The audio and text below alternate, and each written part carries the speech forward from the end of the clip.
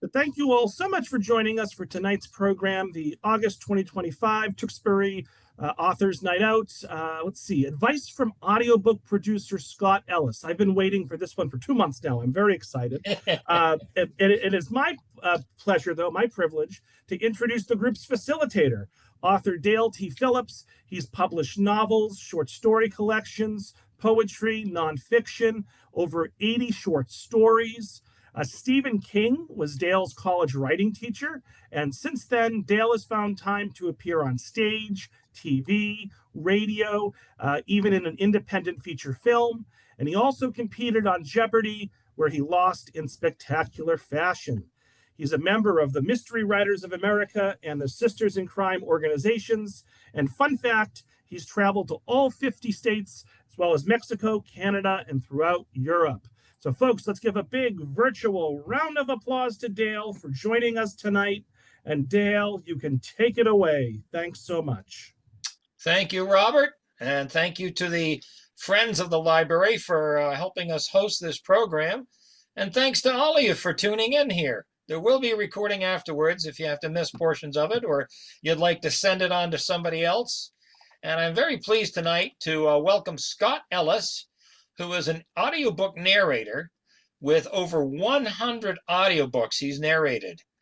He and his wife own Ellis Audiobooks. He'll put the link in eventually in the chat there, which is an audiobook company that produces audiobooks for writers, and they've done over 250. He has a team of narrators, proofers, editors, and marketing staff. Very key to getting sales is the marketing staff, absolutely. And after 30 years as an educator and an actor, Scott is all about performing and teaching. So he's found his bliss, and he can follow it. He's pleased to join this group and discuss the ins and outs of audio production. Everything from understanding the different platforms, the payment lingo, the narrator-author responsibilities and expectations, as well as being a part of helping authors think through all options of putting their stories in audio. Everybody, let's give a warm welcome to Scott Ellis. Thank you, Dale. Thank you. I appreciate being here. I've looked forward to this since I first met you at a writers' convention in Orange, Massachusetts, not too far from us. So. Yep, this is why I always recommend people go to these writer conferences, because you never know who you're going to meet and talk with and expand your knowledge of all the different aspects of the business. Okay, Scott, every superhero needs an origin story, so please give us yours. How did you get into this business? Sure. I started out life wanting to be an actor, and then decided that but I'd rather make money and eat, so. and that was exactly it, Dale.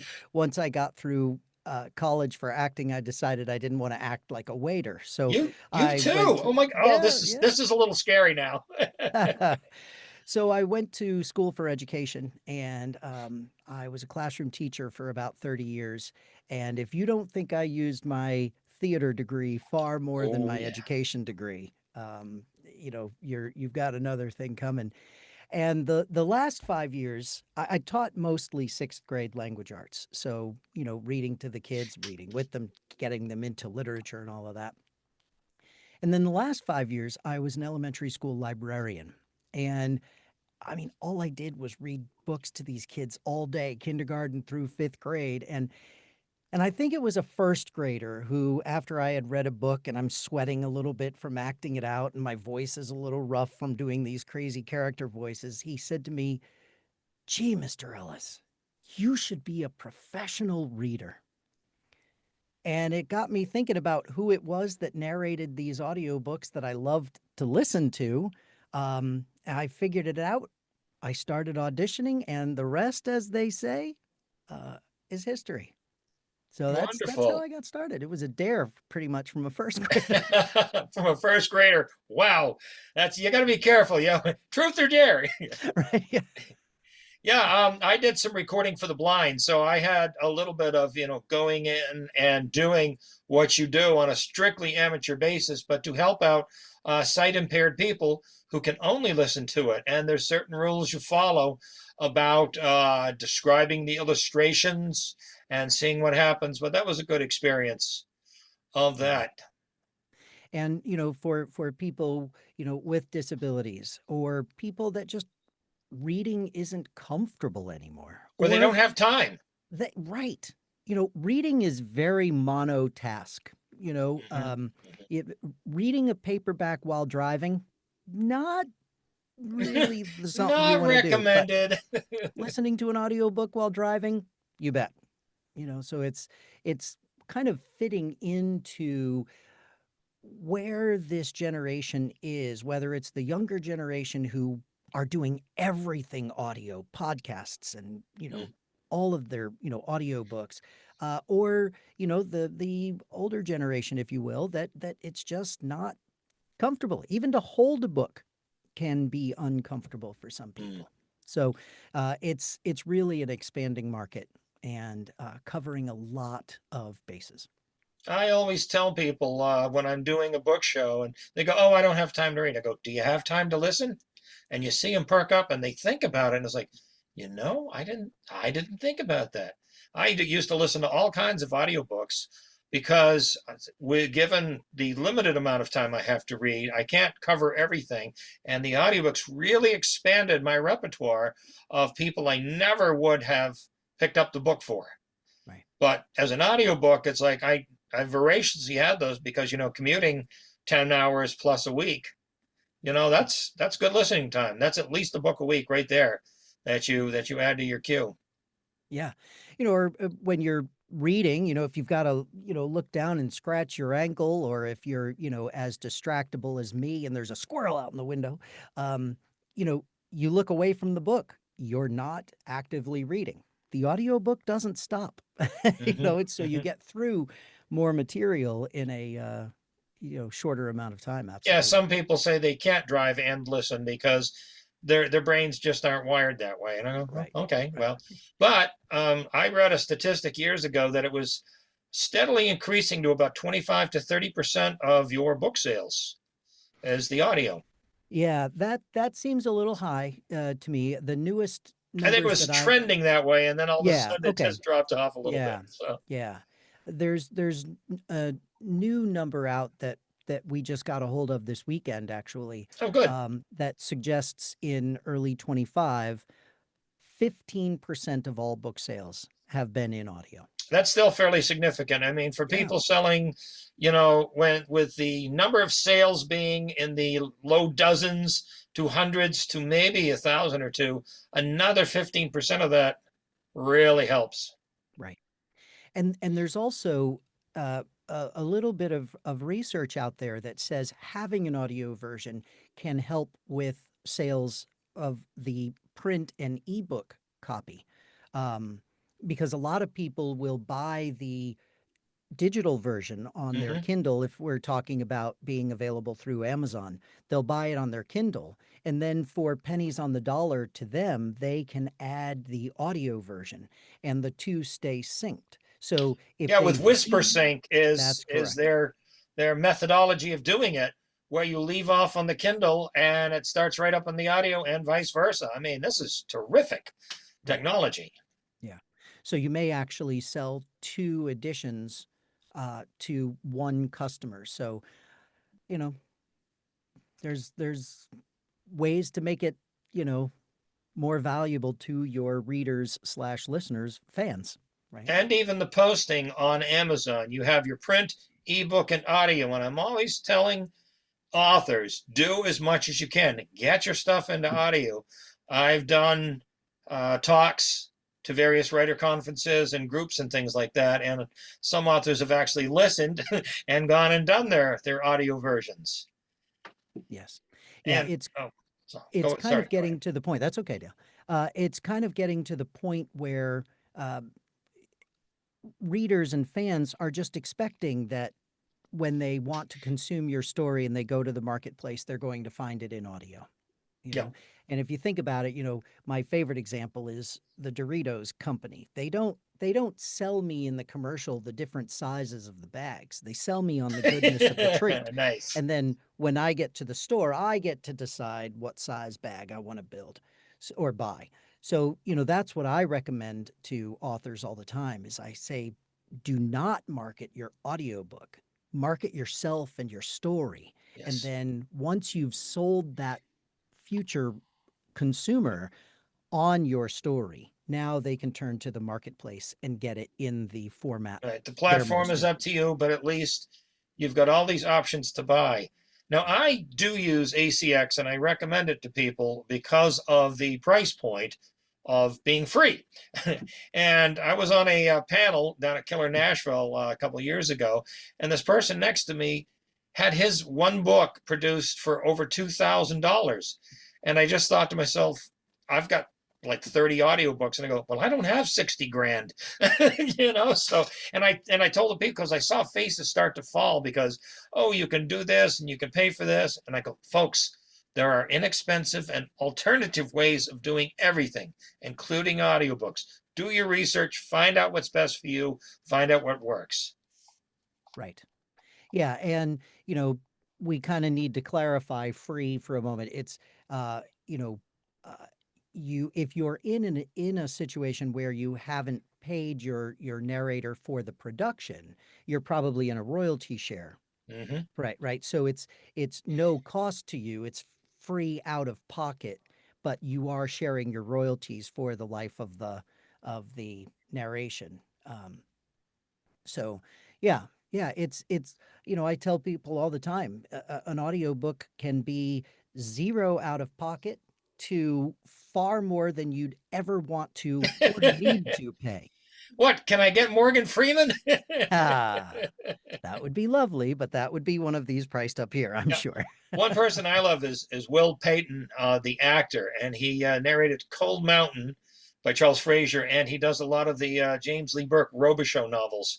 And his diction and cadence are just perfect for the style of literature. And I could just listen to it all day long. It's just a pleasure, absolute pleasure to listen to a real professional do it perfectly and be such in sync with the material that it comes out as a work of art.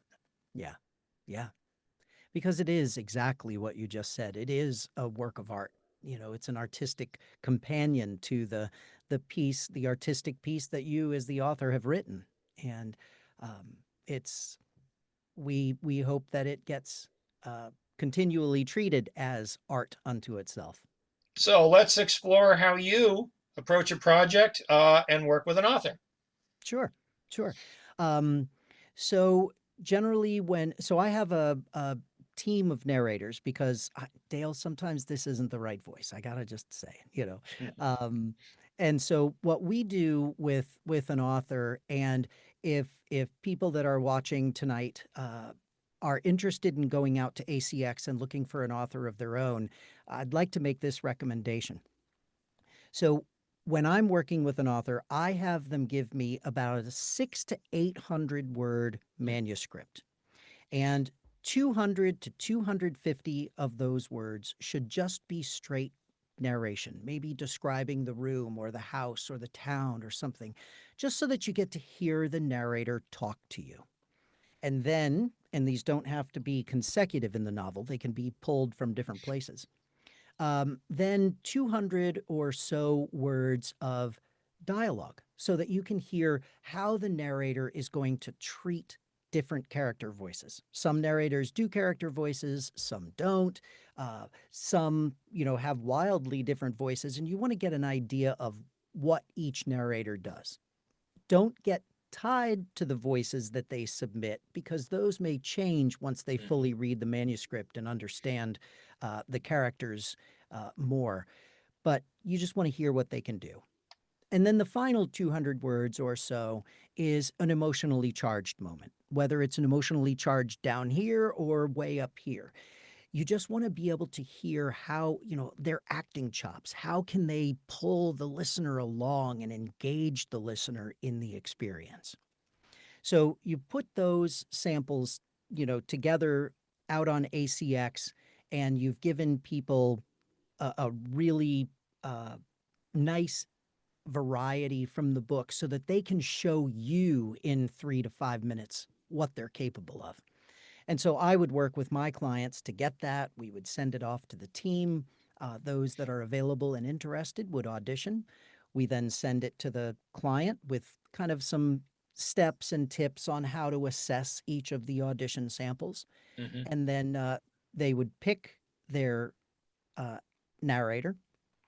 And then the narrator would read the book in its entirety. And, reading a book and preparing to narrate a book are not the same. Yes, we read it, but, we're taking notes. We've got a notebook at our elbow, and we're taking notes on all the characters and all those little pieces of magic that you authors sneak in there that we need to know in order to be able to deliver the story correctly. Um, and then on my team, the author, the narrator, and myself will meet via Zoom and talk about the book as a fan of the book, and then also a chance for the narrator to pick the brain of the author for any questions they had, an opportunity for the author to tell the narrator anything that maybe didn't explicitly make it onto the pages of the book, but live up here, Hmm. that they want the author or the narrator to know. And then the narrator would start narrating the book, and we send our authors each chapter as it comes out of post-production, so that if we're mispronouncing the name of a town, or Dale, we were talking earlier about a grocery store, we get that fixed right away so that you're not listening to it, 37 times before the end of the book. And then once the book is finished and released, we also have a marketing plan that we use to help our authors market their book in all of its formats. And then it's off and running and hopefully selling like hotcakes. Okay, so since many books don't sell more than a couple hundred copies, what's the pricing, standard for this? How do we make it affordable for authors? And that's a very personal decision for, if an author is only selling, 100 copies of a book and they don't want to sink in, you know, like you said, several $1,000s to getting the audio version, you might want to look at doing a royalty share agreement. So the big the big dog in the fight is Amazon, which owns Audible, and they have an agreement with iTunes. So if you're looking to find a narrator, you want to go to acx.com. It stands for Audiobook Creation Exchange. And that's kind of the matching house where authors go to put their book up for audition, and narrators are there waiting for books to audition for. And so that's where they can meet. And when you're putting your book up for audition, you get to choose your pay rate. And we'll talk about some of the vocabulary that goes into audiobooks, because this is part of the reason that it's kind of a mystical, Hmm. element and some surprise out there. So narrators generally are paid in three different ways. One is called RS, which stands for royalty share. Dale, we were talking about that a little bit earlier. That means that when the book is released, you owe your narrator nothing. Uh, and then Amazon automatically shares the royalties between you, the author, and your narrator for the life of the audio version. And it's a 7-year commitment unless you negotiate your way out. The second way that people get paid is called RS plus. And what that means is royalty share plus.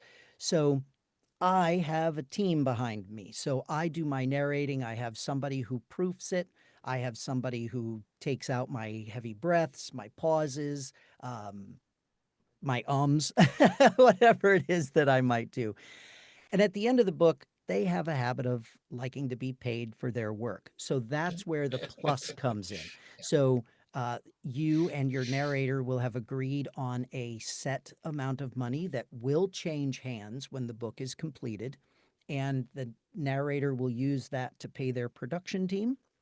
And then that royalty agreement kicks in, and that's how the narrator gets their money. The third way is called PFS, and that stands for per finished hour. And what that means is, let's make numbers easy and say that you've agreed to $100 PFH.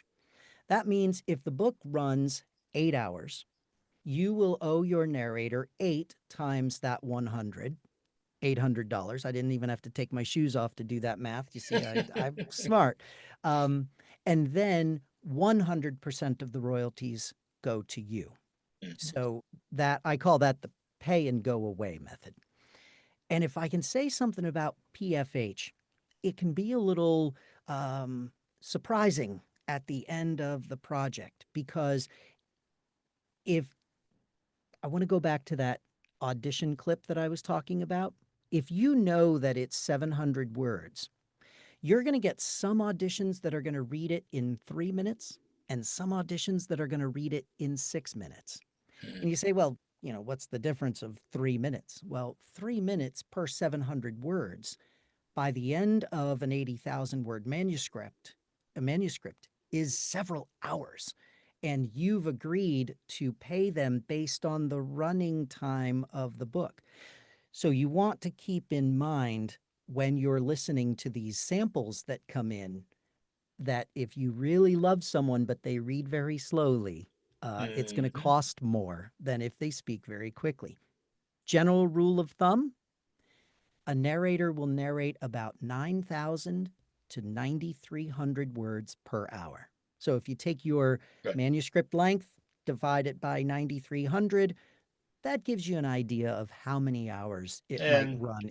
Average books run about 75 to 80,000 on the marketplace. So you can do the math, folks. That's right. That's right. Yeah. Okay, distribution. Now, you deal with Amazon, and do you do Findaway Voices and Libro? Because if I could get my books produced in those inexpensively enough, I would be interested in going not just exclusively with Amazon. Right. So ACX still tends to be the place where authors and narrators meet. It is probably the largest pool of waiting narrators out there. In fact, Findaway Voices has now gotten out of the production end, and you have to have a team by the time you go to Findaway Voices. But so for those that are wondering, the reason Findaway Voices comes up is Findaway Voices is a platform that can distribute to 32 different platforms, not just Amazon, Audible, and iTunes. And you can go through there when you're uploading your files, and you can select which of those 32 you want to distribute to. So if you have strong feelings about one you want to stay away from, you don't have to be available on that platform. I've tried, Dale, and I can't possibly memorize them all. But if you Google Findaway Voices distribution, they've got a lovely page that shows you all 32, including Amazon, Apple, and... Well, it's like Draft to Digital for ebooks. You give it to one spot and it goes out to, like you say, 30 different places. Right. This is great. Right. So the difference generally is the royalty return. And so what I usually recommend to my clients is go through ACX and find your narrator, because that's generally the place you're going to do that anyway. And then do have an exclusive contract. 63% of all books, all audiobooks sold worldwide are sold through Amazon, Audible, and iTunes. So if you have that exclusive contract, you get 40% royalties. Amazon takes their 60, you get the 40%. If you are non-exclusive, Amazon cuts your royalty down to 25%. So what we recommend is start exclusive, and then when you see sales start to trickle off, then you can go out to Findaway Voices, change your agreement to non-exclusive, and then go wider. And that is only a 90-day commitment now.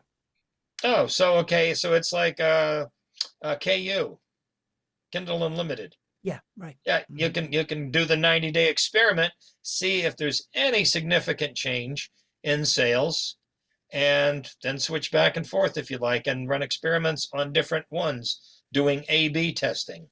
Yes. Brilliant. What Yeah. about Libro? A lot of bookstores are pushing that. Uh, I have I have not worked with Libro, and to tell you the truth, I have not had it come up in any of my conversations with clients. Hmm. So, Interesting. yeah, I know, because as much as I'd love to support bookstores, the trouble is the cost of production and the amount of distribution. right. Okay, Yeah. so you recommend go with the big dogs because they're reliable. You have diversity. You have the biggest pool of narrators. And so, how does somebody begin a project with you and your team? So if you email me, Scott at ellis-audiobooks.com. I did put our website link Mhm. in the chat. Um, we would start by having a conversation about what type of narrator is it that you're looking for. Make sure that you fully understand the process. I would work with you to get that manuscript that I was talking about. We then have Missy, who is kind of our project coordinator, and she would bring you on board, getting all of the pertinent information, getting the information out to the team. Um, so we do things a little bit differently than the in the pay structure. We do a per word rate. Because remember, I was talking about the difference of a 3-minute audition versus a Mhm. 5-minute audition. Uh, it's still an 80,000 word book, right? So Exactly. uh, we charge 3.125 cents per word. So what that, you take your manuscript length, multiply it by 0.03125, happens to be that an 80,000 word manuscript comes out to $2,500. Mhm. And that includes the narrator of your choice, the hand holding with me, the number of clients that I've gotten on to Zoom to go on to ACX to help them go on and claim their title and do all of that. It's Okay, that so you're teacher in me. basically hiring a team, Yeah. not just a narrator. You're hiring a team, a Yeah. production team. That's So correct. that's pretty good, actually, payback for getting professional advice and a group to help you get your book produced. Thank you. Yeah. Now, Eh, as far as publicity, you say you have a publicity person that helps with them. Now, are yes. you submitting this book for audio awards like the Golden Earphones and things like that? Yeah. That's a great question. So we do have for clients, and we call them not yet clients. If you go to my website, there's a link up there for Susan. I see that you don't see my email address. I will write that in there in just a moment. But on the website, you'll see that we have a marketing assistance plan tab, and it is an a la carte thing. So there's everything from helping you find book festivals in your area, book awards that would meet your criteria. Mm. Um, uh, the creation and purchase of promotional materials, bookmarks, stand-up posters, social media ads, and so if there's something that you say, I already have somebody that does my social media Mm. ad, you don't have to select that. And then each of those elements are tiered. The first tier is free for our clients, just as part of being a client. And then if you need a little more assistance, then I charge a little bit for that tier because I turn around and it's either Right. Missy, Yeah. Anton, or Skylar that are going to do that work, Yes. and The time of you pay them. professionals is worth money, so you're Right, paying right. for getting that. But I think it's got great value in expanding. I've had a couple of narrators for my audiobooks who worked very hard, and all of a sudden sales exploded because they were doing things that really shot the sales to a significant level. And I'm going, but it's only been a handful of those.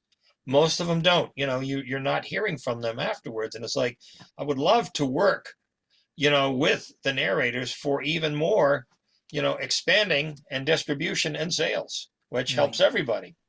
And, I understand that, we are not the least expensive. We're not the most expensive, but I understand that we may be out of price range for some of the people that are listening. And so they may turn to ACX. And I want to kind of go back to what you were just talking about. When you get those samples back from the ACX narrators, get rid of your nose. Oh, this was terrible. Okay, I couldn't listen to this person for 20 minutes, let alone 8 hours, right? So get it down to your finalists and then vet your finalists. Go to audible.com and type in their names and listen to more and more of their work. Go look at their social media platforms. Do they advertise for their authors? Go to their website. Do they have a website? Do they talk about other people's work on their website? And then once you might narrow some out based on that vetting. So now go back to your finalists and talk with them. Say, hey, listen, you're a finalist. I loved your work. I was wondering if I could get you to do one more little audition clip. Ask them, how do you keep your author engaged in the process?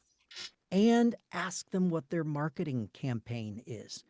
And some of them will be brutally honest and give you an answer like, no, I won't do another audition clip. You heard mine. Let me know when you've made the decision. They will tell you, right to your keyboard face that they're typing to, no, I don't advertise. It's not my book. It's your book, okay. They go in the no pile because, Yeah, really. you need to like your narrator and your production team. You are a partnership. This is your artistic baby that you are giving up to another artist to interpret and produce. You need to like them. So You need to be confident in their abilities, both for the production and then the aftermarket stuff. I see Cheryl was also asking for your email and contact info, which you just put in. Cheryl, I hope that answers your question there. So, for the people that came in late. So, let's talk awards. Have you garnered a bunch of them yet, or are we still waiting for those to roll in? I have won 2 Audiobook of the Year awards for my narrations Wow. through audiobookreviewer.com. One was called Puck and Minnie, which was really kind of a funny story because I talk about doing hand-holding, Dale. I could not convince this client that she could make it through this process. And authors, they're so fragile. we finally did it, but she was convinced also that she wanted 7 narrators because there were lots of characters. And it does bring up the price. I would but it imagine. also is an engineering nightmare. And she listened to one of the chapters and she said, the other 6, I was the lead character and it was written from the perspective of a dog. And she said, I'm just not liking it. It's when the other narrators come in, it's too jarring and they're only in for a line or two. And I said, you know what, Susan, let's take chapter 7 that has all 7 of us and let me narrate it just in one voice. Of course, I did different character voices. Right. And she came back and said, yeah, I love it. Let's go that way. So I kind of Okay. redid all those other lines and we went on to win Audiobook of the Year. That's great. And then I narrated a book called Skull's Vengeance, where it was a perspective. So I narrated it with Heidi Hausch, and she narrated the chapters written from the female perspective. I narrated the chapters from the male perspective. That is no more of a cost because it's basically 2 audiobooks. And we won for that. Heidi Hausch won the Audiobook of the Year for the Franklin Award. the Ben Franklin Award for a self-narrate, for her narration that we produced.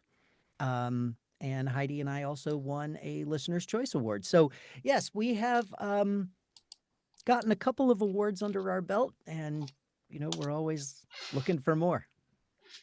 Excellent.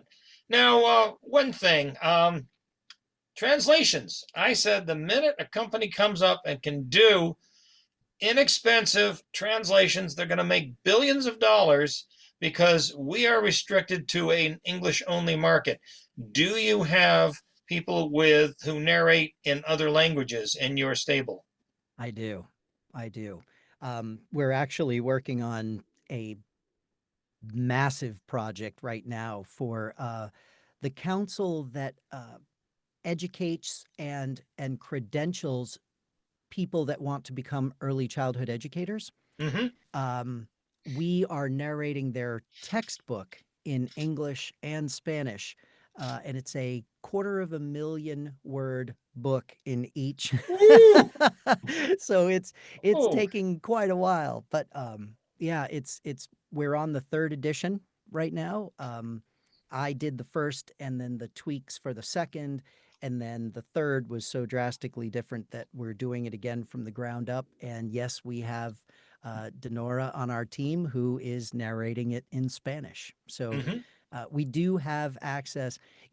On our team, I have narrators that I've worked with, about 30. I have a online training program, probably doesn't surprise you knowing I'm a retired teacher, right? Where I teach people who want to become narrators, and we take them on the team. But we also, if I can, without patting my back too, hard and get a bruise, we have enough of a name that I can go out to ACX and listen to samples and approach narrators that fit a bill I need, and they will come. Oh, so you do some independent contracting as well? Yes. Interesting. Yeah. Okay. Yeah.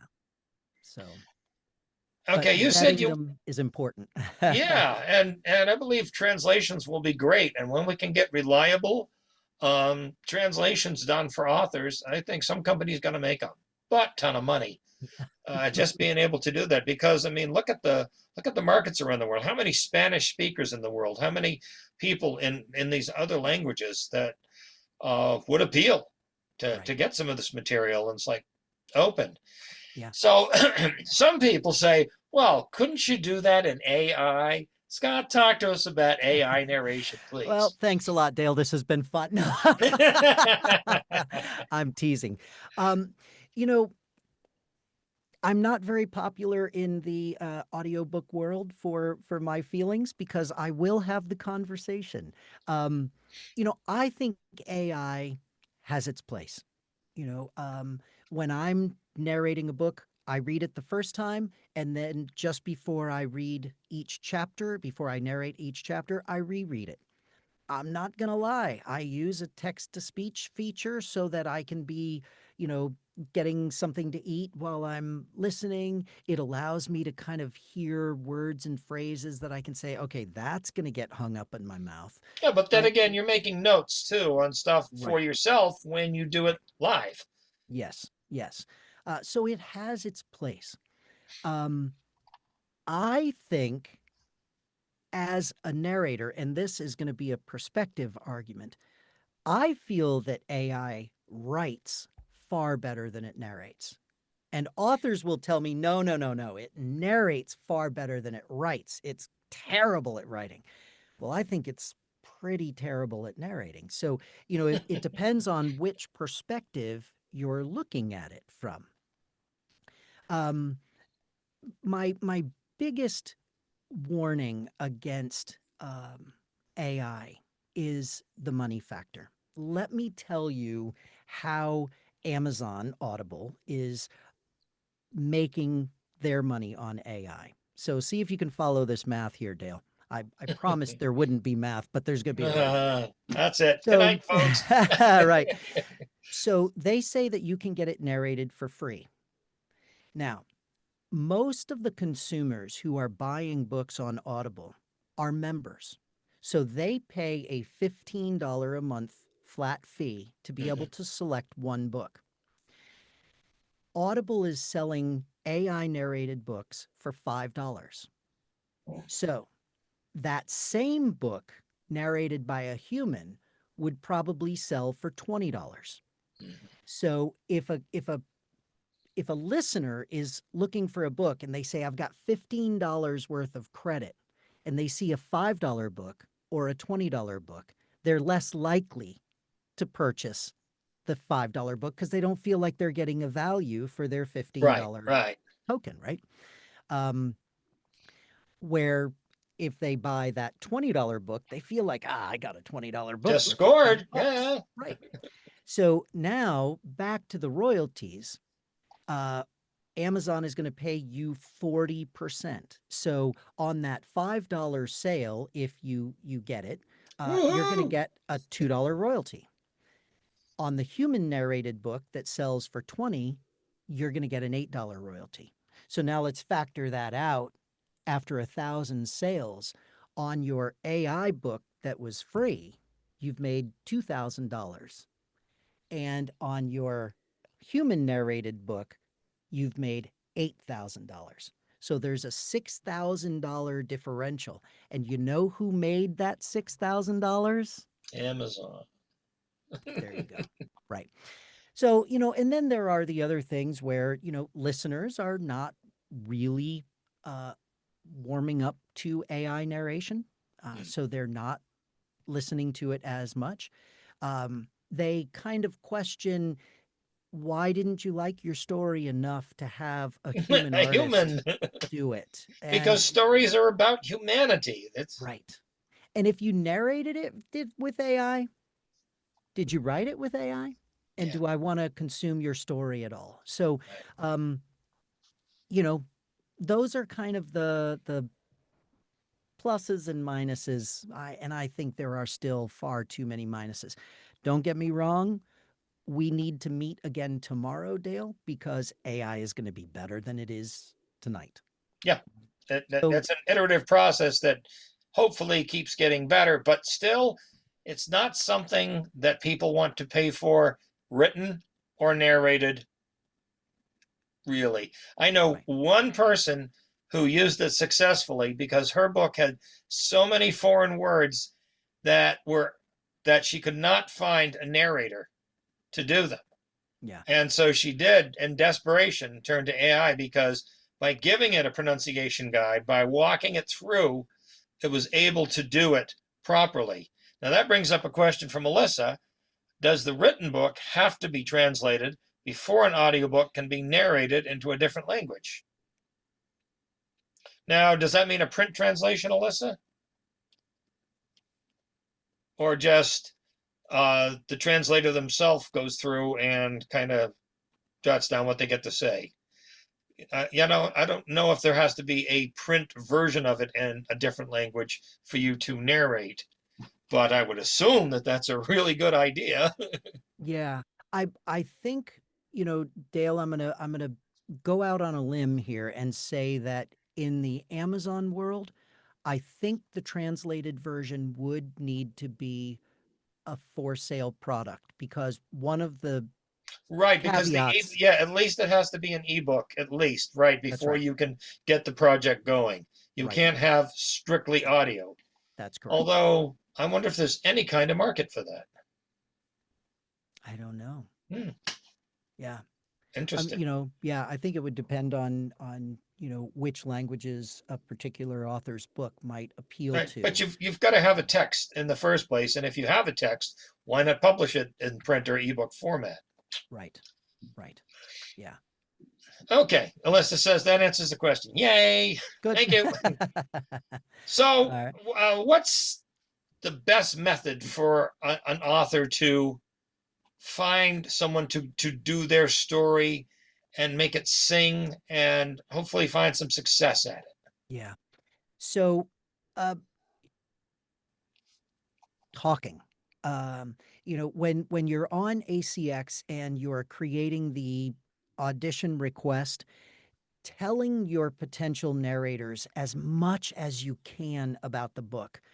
don't upload the whole chapter or the whole book for them to look at in the audition. I'm telling you, they're not going to take that much time. We would never get any auditions done, right? But, particularly in ACX, it will ask, what kind of voice are you looking for your lead character? And if you know he's rough and gruff, click those buttons of description, because I'm not going to waste your time. Because if you've been listening to this, Dale, this is not rough and gruff and tough, right? What, you can't do a Sheldon Leonard impersonation? Well, my lead character can get a little gravelly, but I couldn't do it, in first person, perhaps. I guess, I have, but that's another discussion. But if you know that your book is set in the South and you want characters who are Southern, say that. And don't just say Southern, because that's an arbitrary line across the United States. Southern California is a heck of a lot different than Southern Alabama, which is different than Texas, Tennessee, Florida, Mississippi, Virginia, all different. Be specific. Be specific. And then one of the things that we do, and I wish I could go back in time for this author that you were speaking about, we use a third-party software that, again, talking about AI having a place in everything, it digitally scans the manuscript and it comes up with a list of words that might hang up a narrator. It also comes up with all proper nouns, foreign words. Wow, and the narrator that is can useful. go through. Yeah. The narrator goes through and says, click, I know how to say that. I know how to say that. I know how to say that. And then I get into that with the author and I say, okay, they need to know how to say this word. They click a button, they say it into their computer, it's recorded, and now the author can go, or the narrator can go and listen to that word out of the author's mouth. Y'all. Y'all. Or how about, there are so many towns and cities that people pronounce differently. How about, Louisville, Kentucky? Is it Louisville, Louisville? No, it's not even that. But Louisville, maybe the author wants Louisville. They can say it that way so that the narrator isn't saying Louisville. There's a fine line, but you want it said correctly. So again, ask your narrator how they keep you engaged, and that's part of it. If you want ANNA pronounced Anna, they should ask you that, not just assume you want Anna and narrate it that way. You have that control. You have that stake in it. So make sure that your narrator is going to work with you to make sure that it's done right. Now, here's the advantage that indie authors have over traditional.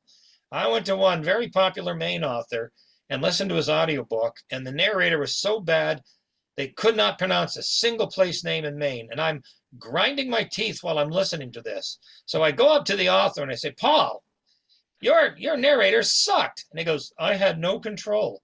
And in traditional, you don't even know if they're going to do the audiobook. They have the rights, but they may not exercise them because it costs money to do it professionally, and they just may not do it, or they may do it badly, and you have no control. At least using ACX, you have total control over the project. Yes, that is true. That is true. Nancy's reading ahead because I was just about to bring this up. How does it work if you're the author and narrator? You allow for author narration and walk them through. Yes. So you can do that. You can get onto ACX, and I'm going to make a note for myself on something I want to come back to. But put a pin in that. Yeah, that's right. You can go on to ACX, claim your title, and say, I have my narration files, and upload them if you have been your own narrator. Author narrated material works really, really well in nonfiction, in memoir, in poetry, those things that are really emotional. Nancy, let's take gender out of it. I'm an actor. I can make Dale think that I lived your life by narrating your memoir, but I'll never make you, your friends and family believe that Mhm. I lived your life. You might be the best voice for that. So we have, if I can, talk about Ellis Audiobooks for a moment. We do have several options where we have a self-contained recording device that we will ship to clients who want to do their own narration. I walk them through setting it up. I walk them through kind of treating the room and making sure the microphone is in the right place in relationship to their mouth. They then read their chapters, send the files to us. We take care of everything else. We remove their misspeaks. We proof it. We ask them to reread small sections where there was an error made. And then we do all that post-production stuff. And we upload it to Audible's servers for you, if that's the avenue that we're going. Another thing that we do is I am in Pittsfield, Massachusetts, northwest corner, the beautiful Berkshire Hills. And my wife and I have an in-home studio, and one wing of our home is set up as an Airbnb. It's a private suite with a full bathroom, a king-size bed, a sitting area, and all So that if stuff. authors want to get, I That's see it. where we're going. Yep, and we've done that several times where the authors come out with their families, the families go off and play in the Berkshires for the day, and the author comes and is mine in the studio. This is great. Yeah, that And that sounds like a terrific way to do it because you reduce so much of the back and forth and you can go right in. yeah, yeah. I mean, most of our authors who come out and do this, they narrate during the day. I've got members of my post-production team like on call. That when I say, okay, we're done with chapter one, my proofer goes and proofs chapter one. Mm. We do the voiceovers. Josie usually edits those books because she's just downstairs. She does the editing, and then the author goes back to their suite in the evening and listens to the final production of that chapter. And maybe in the morning comes out and says, hey, I want to redo this sentence or this line. And we can do that. And by the time they leave the Berkshires, their audiobook is, for all intents and purposes, done. So that can be done in pretty much a weekend, I think, under most cases. How many Yeah. hours a day do you think it's good for a voice person to do? Yeah. And that depends on what the person's stamina is. If they're a teacher, a singer, an actor, I would say, let's go for 20,000 words a day. If they say, I don't work in, I'm an accountant, I work with numbers and ledgers all day, I don't talk to anybody unless I have to. Well, 20,000 words for you is going to be a stretch. We're going to wear your voice out. So I start working with my clients months before they come to the studio on kind of a exercise program, preparing your voice, uh, hydrating, so that when they get here, they are no stranger to speaking aloud. Um, but we generally do like a 45-minute recording session, take a 10 or 15-minute break, another 45-minute recording session, and we'll do 3 or 4 of those a day at minimum. Okay. So it's a long day. You're out here to work. Yeah. It's a job. If you're narrating, how many hours a day do you do? And do you do work on one single project mostly in a day? Yeah. I try and keep my narrating to under 5 hours a day. Mhm. Um, and some of that is because my wife and I run this business. It's a little mom and pop shop, so I've got other clients that I need to be answering emails or talking with Oh, yeah, the narrators, other part of the business, right, absolutely. But right. as far as strict narration, I think it would be difficult to switch books and voices uh, I if halfway through I'm the day. Yeah, if I'm doing more than one, I will try and keep it to a fiction and a nonfiction. Hmm. So they're different styles altogether. One generally doesn't have character voices because I am the narrator that chooses to have every single named character have a distinct voice. Mhm. And when I'm doing my script prep, I keep track of chapter 1, which characters show up, chapter 2, which characters show up, and then I cross-reference them so that Right. if Bill and Alan might have similar voices, I'll make sure that Bill and Alan never end up in conversation together. Right? So Mhm. that's kind of the depth of that script prep that a narrator, in my estimation, should do. To really make sure none of those problems hit when you say, uh-oh, chapter 17 is just Bill and Alan, and they sound almost identical.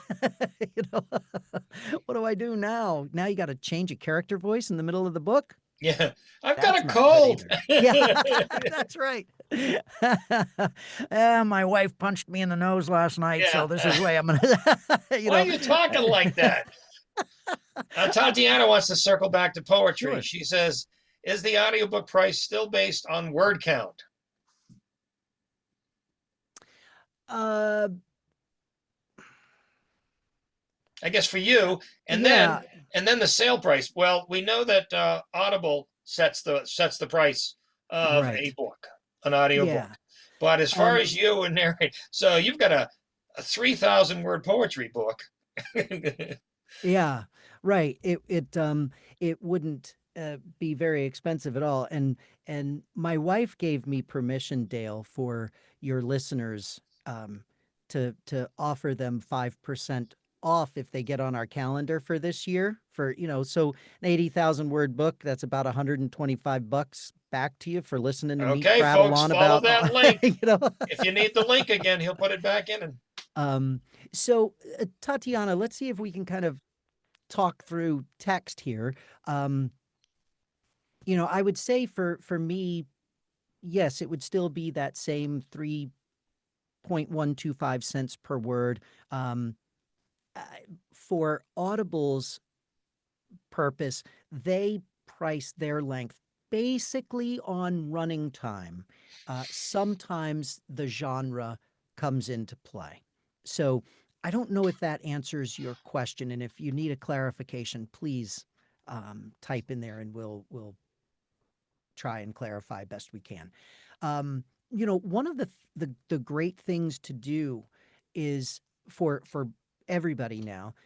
Your manuscript length, and I just told you that about 9,300 words will be 1 hour.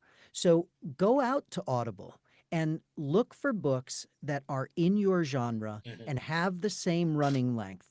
And that'll give you an idea of what price point Amazon might put your book at. So that And you can listen to samples as well to find out how they're doing. Yes. That's what I love about it. Not only can you, there's so much information you can get to vet right up front before you spend a dime on anything. Yeah. And I think that's important for most authors who have to be cost conscious of all factors of production and distribution. Yes. So you're offering something affordable and giving them a wide range of options. Thank you. Yeah. If you're looking to do like a royalty share agreement with a narrator, I wouldn't go to Audible and listen to samples, because you're going to get narrators from, Oprah Winfrey all the way down to my next door neighbor's cat. But are they good? Well, it's a good cat, I do have to say. But if you go to ACX, you can search for talent, and you can put in your pay parameters and only be exposed to talent who are willing to do and the book filter by that. Yeah. Right. Yes. So that would probably be better time spent than, listening to narrators on Audible and saying, I pro want narrators. that one, right? Now, are you of the tea with lemon and honey to help the throat during narration times? It's a great idea. Yep. Dolly Parton's trick was just a couple potato chips before she would go on stage. Potato chips. Yep. There's something about the salt. That's a new up one. That's an entirely new one for me. Yeah. But whatever works, I guess. Right. But for me, mostly it's staying hydrated. At the end of the narration day, there might be a little bourbon instead of water, but that's Nobody can tell if it's water or vodka. That's right. But when I'm not narrating, I'm the lead singer for 3 rock and roll bands out here in Berkshire County. Ah, So between shows and practices, this is a pretty finely tuned instrument. And excellent. I taught for 30 years, so I talked all day. Okay, 3 of your top favorite songs. Oh, my top favorite songs. Oh my They don't have to gosh. be detailed, but 3 All ones right. that you're like, that's my go-to right there. All right, Billy Joel. I know you said song. Anything by Billy Joel. I am the biggest Billy Joel Ah, fan on the face of the old planet. Billy Joel or new Billy Joel? Yes. Um, Super fan. I call myself a super fan. The restraining order uses some different words to Well, he'd probably um, welcome you in and have a beer with him right, nowadays. right. And then I would gosh, if I had to pick 2 more, I guess I would pick Crazy Train from Ozzy Osbourne. Wow, And kicking it old school. yeah. And You'll be getting more probably requests for that in the upcoming months. right. Um and then I would probably pick something by Rob Thomas, who is the writer for Wow. Matchbox 20. Ah, He's an amazing songwriter, and huh. And I don't know his songs that well, so I'll have to look that up. yeah, Interesting. he's great. Just the words, the melody. What is it about that grabs you? I think I love his range, and when I'm singing a Matchbox 20 song, it's not just da da da da da da da da. There's so much emotion behind the story writing in the song. Um, the vocals require so much out of me. Mm, The way I explain that is singing is so much more than matching notes. mhm. You've Yeah. probably gone to see a singer and you said, they were fine. They were on key all night, but there was just something missing, that je ne sais quoi, Yep. you know, where I love that emotion. Right. When I'm learning a new song for the band, I go to YouTube and I watch them do it live because I want to see the Yeah. emotion they Yes. bring. It helps me understand the song a little bit And more so that sometimes they're I know. completely 180 degrees apart. Yeah. Yeah. And It's I true. like it a little raw and unfinished, as long as that emotion's there. I know some singers, and then they went and they smoothed everything out, and I go, now it's boring. Right. They Yeah. took away everything that made it interesting. Right. Right. Okay, folks, Yeah. we're at that magic hour where Robert's going to start looking towards the end. So come up with those final questions here. So we And do have DJ Parsons has one. Dean has one. Is your company genre specific, or do you do all? Now, you said that you do fiction and nonfiction. You do some poetry. Yep. What else? Yeah, DJ, if you write it, we can help you get it narrated. So we've done I can't say that we've done any erotica, but I think I've done just about everything else Her or quivering produced everything thighs. else. I mean, Okay, no. it'd be really too hard to keep a straight voice It for would that. be. It's It like, would be. I can't, folks. So yeah, reach out. We certainly can talk about the genre in which you write and make something happen. Yeah. Excellent. Okay. Do you have?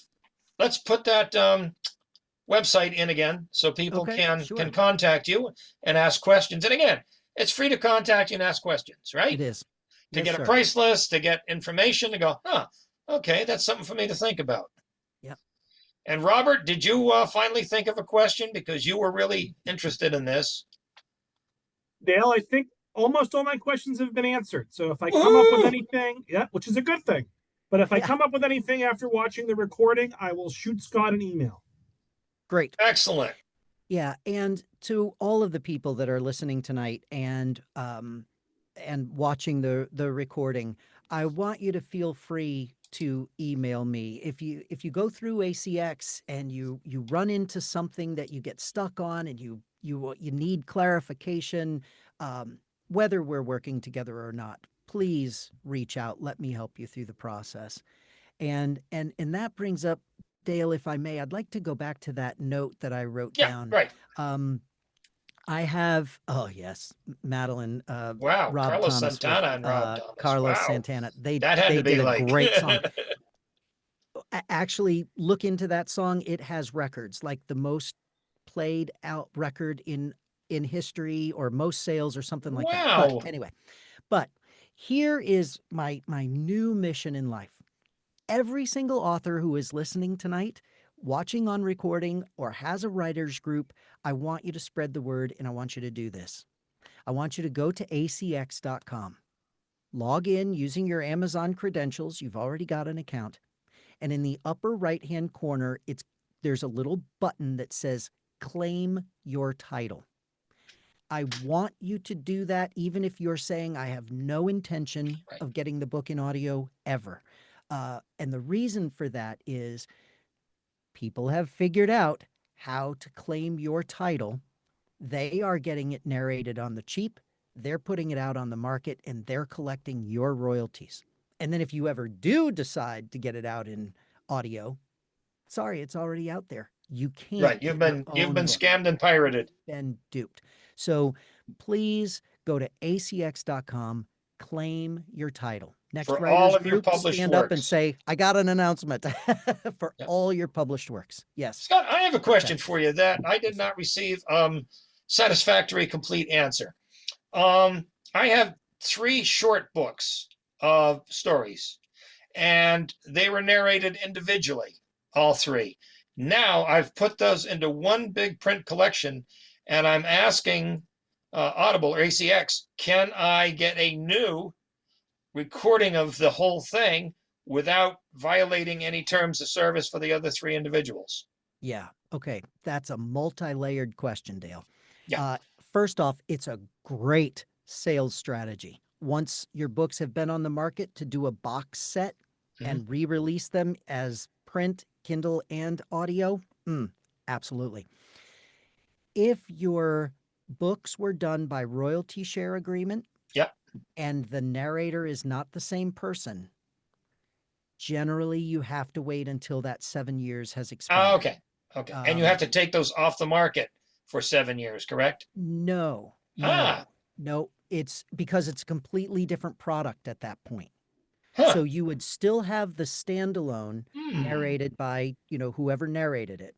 Right. But then now you've got a box set of the different books or the different stories, and that product is narrated by a different narrator. As long as it's 7 years from the first instance of production? From the release date of the audio version. Well, and that's really encouraging now. Yeah, and that's not even a hard and fast rule, because if you let's say that you're smack dab in the middle of the 7-year contract, you can contact your narrator and say, hey, listen, you've made X number of dollars in the first 3.5 years. Can I pay you that amount to opt out of the rest of this contract? Right.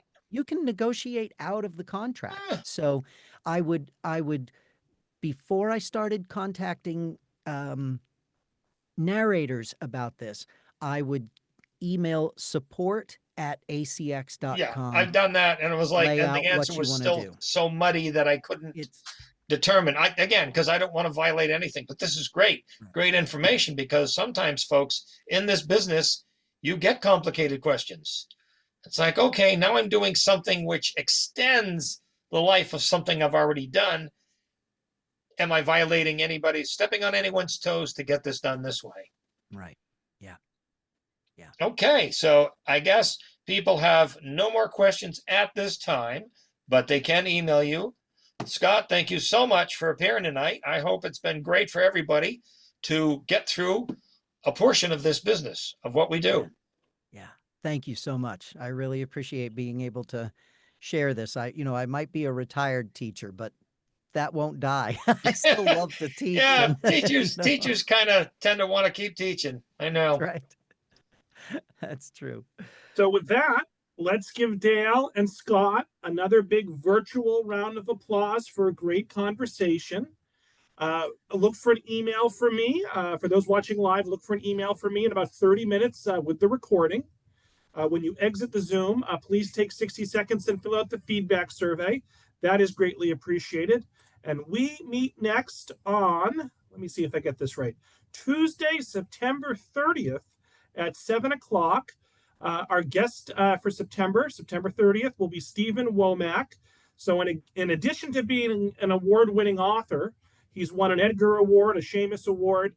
He's also a screenwriter. So we're going to go in a different direction and talk to a screenwriter 5 weeks from tonight on Tuesday, September 30th. And that information will be in the follow-up email as well. So Dale and Scott, any last words?